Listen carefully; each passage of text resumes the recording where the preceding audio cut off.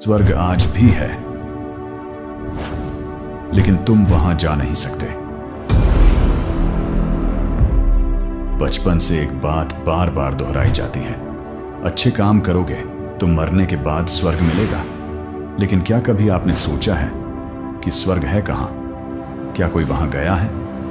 और अगर गया तो क्या फिर से लौटा, या फिर यह सिर्फ एक ऐसी मान्यता है जिसे हमने बिना पूछे बस मान लिया?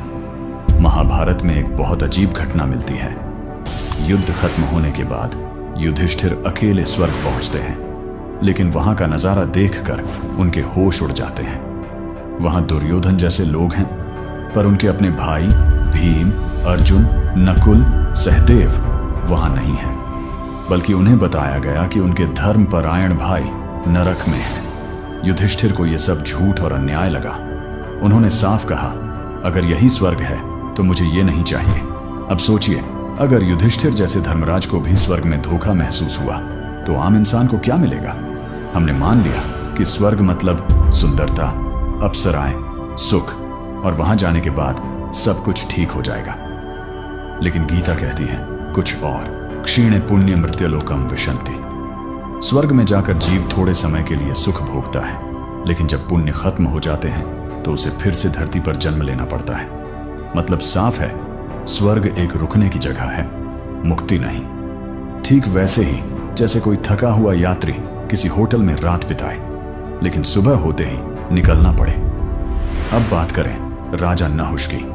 उन्हें इंद्र का पद मिला, लेकिन घमंड आया और वो सांप बन गए। इसी गीता जी में स्पष्ट किया गया है कि जातस्य हि ध्रुवो मृत्युर्ध्रुवम जन्म मृत्स्यच। जो जन्म लेता है उसकी मृत्यु तय है, और जो मरता है उसका जन्म भी तय है। यानी ये चक्र चलता ही रहता है। स्वर्ग जाकर भी कोई इस चक्र से बच नहीं सकता। अब आप ही बताइए, क्या ये मुक्ति है या फिर ये भी एक और जाल है? शास्त्रों में एक और ऐसी जगह का जिक्र है जहां एक बार आत्मा पहुंच जाए तो उसे फिर कभी जन्म नहीं लेना पड़ता। जहां कोई बूढ़ा नहीं होता, कोई मरता नहीं, कोई दुख नहीं होता। लेकिन उस जगह का रास्ता किसी को बताया नहीं गया। या तो वो ज्ञान खो चुका है, या फिर जानबूझकर छिपा लिया गया है। और शायद यही वो सबसे बड़ा राज है जो आज तक नहीं खुला। हमें यह शरीर सिर्फ खाने पीने के लिए नहीं मिला है, बल्कि उस लक्ष्य को पाने के लिए मिला है जो देवताओं को भी नहीं मिलता। अगर आप उन लोगों में से हैं जो सिर्फ मान्यता नहीं, सच्चाई जानना चाहते हैं, तो ये बस शुरुआत है। और हां, अगर ये बातें आपको सिर्फ कहानी नहीं बल्कि कोई गहरी सच्चाई लगती है, तो इसे वहीं तक पहुंचाइए जहां सच पहुंचना चाहिए। क्योंकि अगली बार हम बात करेंगे, क्या ब्रह्मा, विष्णु, महेश भी जन्म लेते हैं? और अगर हां, तो क्या वो हमें मोक्ष दे सकते हैं?